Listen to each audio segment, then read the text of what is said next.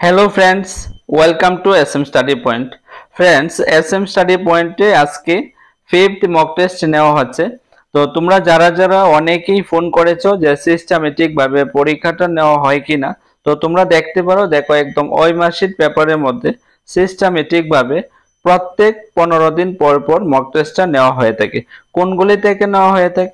যে টপিকগুলি ক্লাসের মধ্যে করানো হয়, আমি যে ক্লাসগুলি করানো হয় এবং ইংলিশ ম্যাম যে ক্লাসগুলি করানো হয়, সেইগুলি থেকে 50 মার্কসের মক টেস্ট নেওয়া হয় প্রত্যেক 15 দিন পর পর, একদম ওই মার্কশিট পেপারের মধ্যে। তাহলে তোমরা যারা আছো এবং মক টেস্ট দিতে ইচ্ছুক, ওই মার্কশিট পেপারের মধ্যে তোমরা অতি সত্বর যোগাযোগ করতে পারো এস এম স্টাডি পয়েন্টের সঙ্গে।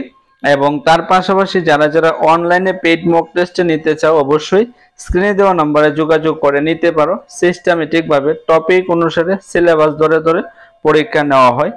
এটাই বলার জন্য এই ভিডিওতে আসা। তোমরা ভালো থাকবা, সুস্থ থাকবা। আরেকবার কথা হবে নেক্সট একটা ভিডিও।